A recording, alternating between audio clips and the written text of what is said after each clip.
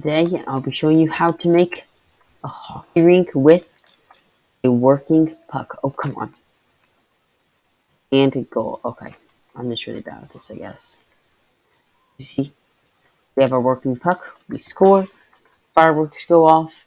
When we get to 3, boom, we win. Also, there are more customization things you can do to make this taking longer. But I'm going to show you how to build it, so let's hop straight into the tutorial. So here are all the things we are going to need. So let's get into building this. So this dispenser just has a bunch of fireworks in it. So we're going to, since I already built this side, I'm going to show you how to build this. I'm going to demonstrate on this side. So first, underneath the goal, by the way, I'll give you an overhead look on the rink if you're looking to build it. As you see, it's pretty simple, just a normal hockey rink. Of course, you can make it bigger and smaller and different designs on it if you want. So, after we have dug out a bit here, we gotta dig out all the way down. We do use command blocks in this, but you don't have to use command blocks. There are other ways to do it, but command blocks are the best way. So if you are in creative mode, you can go through the floor, or you can make it go into lava or some kind of other place, wherever you want the old pucks to go. And then we're going to connect up all of these tripwires just like this. As you see. Now we're going to the back, because we have to make them connect to things, as you may guess. And we don't want to do that. We're going to go to the back of where our tripwires are. So as you see, these 3 blocks here all have tripwires behind them. That's fine. See? So then we just put our redstone behind it like this. So now we're going to bring it on over to the other side. And let's see, where are our tripwires? Here. They're right here. So let's just break the blocks to bring it over to here. And then let's cover this back up so our pucks don't escape. Now, we're going to put a dispenser here full of fireworks. And a dispenser here full of fireworks. Since I am building the scoring for the red, I am using red fireworks, as you can see. Oh, it's got all over the place. But if you're building for the blue, you use blue fireworks. We're going to have our scoreboard over here, so we need a repeater to bring it on over here, another repeater, and now we finished the base of it. As you see, when we score, I'm just doing that, we'll build the pucks later, the fireworks go off. So, we're going to build the scoreboard, so let's start doing that. Alright guys, I'm actually going to build mine a little bit closer because I have a few things over there that I want to show you that I put in the wrong spot. But it's fine, you can build these scoreboards, you can go wherever you want them. So, we're going to build a little bit of a torch tower, just like this. And you'll see what that's for later. I see this is what we're building. It looks a lot more complicated than it actually is. If I just get rid of some of these decoration blocks, as you can see, torch tower is going to go up into here, and this is what's going to make sure we can make our score. So we need a dropper for that. We're going to build this out and put our dropper here. And now we need some hoppers.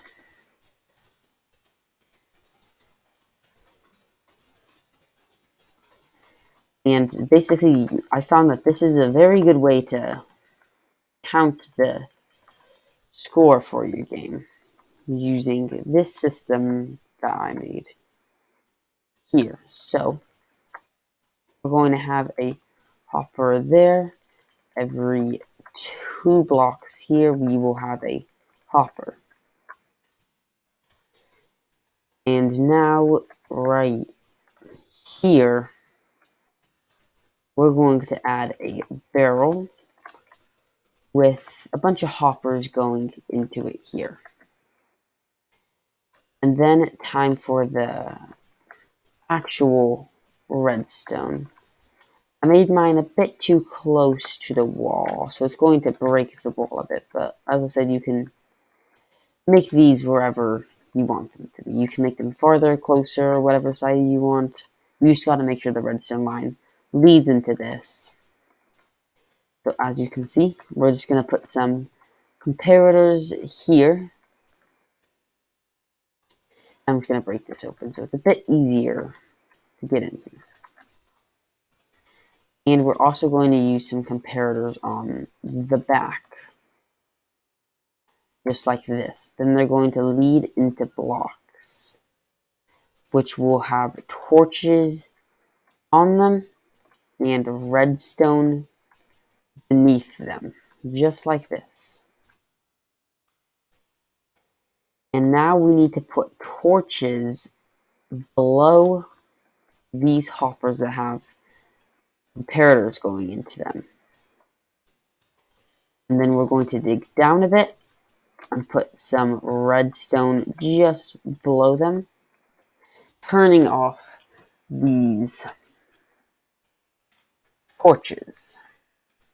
Essentially, what this part does is it will power this so nothing can go into it.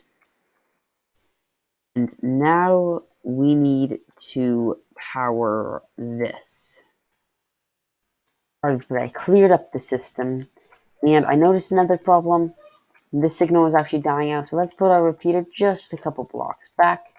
So when we go in here, fireworks goes off, and it sends in a piece of dirt, activating that.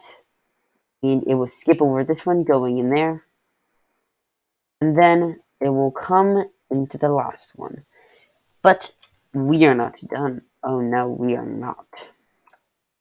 As you see, we need to add a few things to it. Firstly, we need to add this. You don't actually need to add this if you don't want it. But essentially, otherwise, when you reset the clock, which we're going to be adding a reset button, it will spam with fireworks. Which, if you're building this in survival mode, is going to waste it, and it can be annoying. So as you see here, we're going to have this facing into here, into this redstone. And then we're going to have our fireworks coming out here. We're going to have a piston here, and then we need to build this. So, let's see here. This is going to be our reset button here. So as you see, when I press it, it's going to turn all of these off, which is quite nice. So as you see, it's going to come over here through 4 ticks into a torch, another 4 ticks into 2 ticks. So let me get these, and where should we make our button? Let's just put it right. Let's put it right here. So first, let's bring it over here, and since I built this in the way of the penalty box, I'm just going to get rid of this. Probably should have thought about that better. And we're just going to put the button actually right there. So first, we're going to bring it into 4 ticks, which is going to go into torch, which will bring it into 2 ticks, I believe it is, or is it? No, another 4 tick. 4 ticks, 2 ticks, and then it's going to bring it here. As you see, it doesn't have to be in the same order. We just have to make it go through the same amount of delay to make it actually work. And this is going to be nice, so it doesn't spam fireworks, which nobody likes. Also, I made this extended a bit, so when we build our wall, it's on the outside, because otherwise the fireworks will just hit a roof, which is not a very grand display. Now for the reset.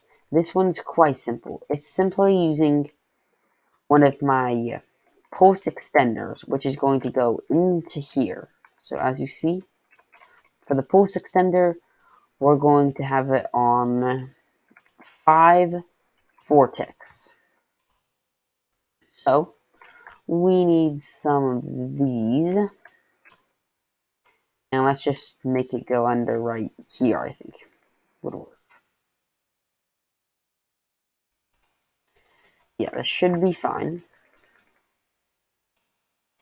Let's just clear out a bit of room. Just like this. And then we'll have this into a piston that will push a redstone block.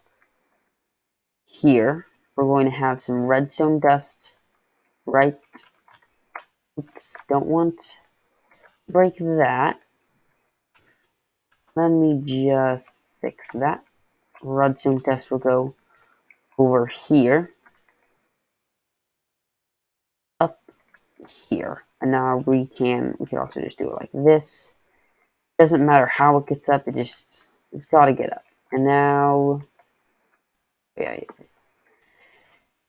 let's have it come this way. So we can make it actually, clear all the timers. So now we're going to bring it over here, and just like that, we're going to have it going into some repeaters. This way, when these are activated, when like this one's activated, because if we have it like this, it'll come over here and activate this one, locking up the clearing systems, and just all around not doing good. And we don't like that.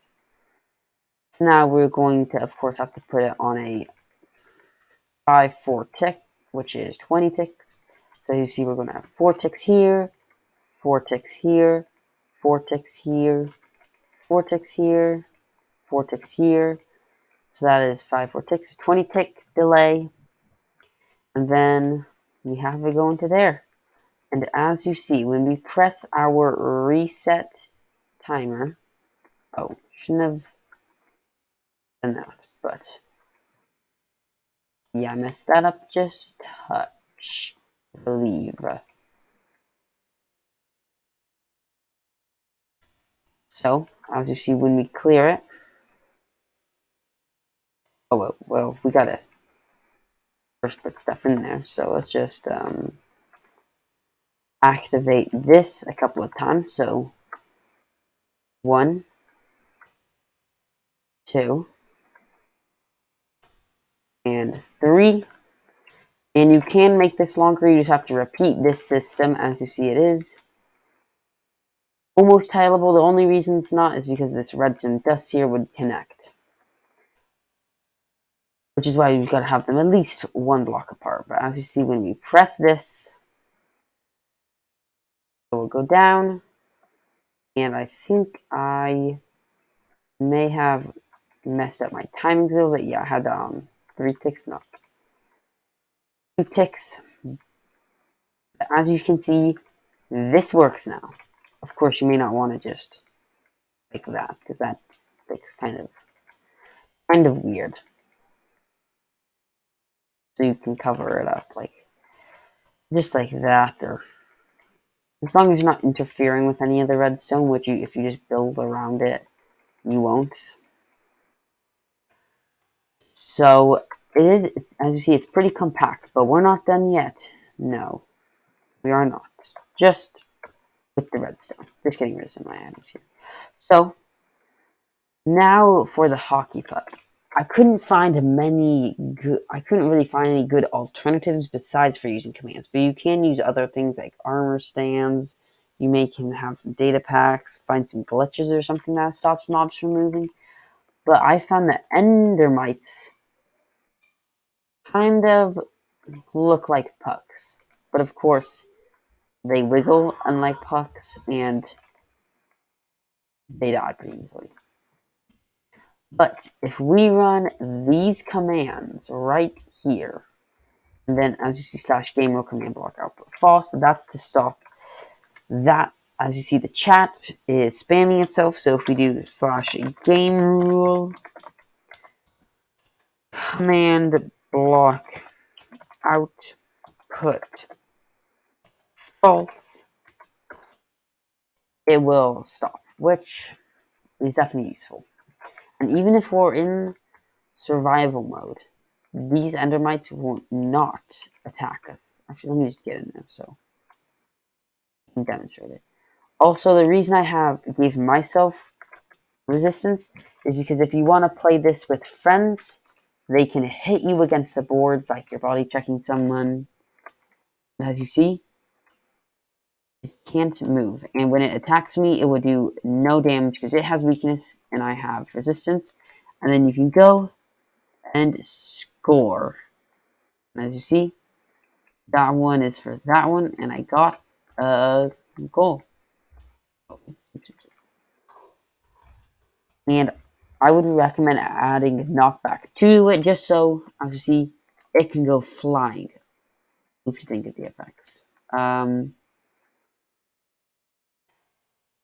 Anyways, the reason I have a fishing rod is because sometimes the Endermites, when you hit them, do you have the effects now, bud? Okay, yeah.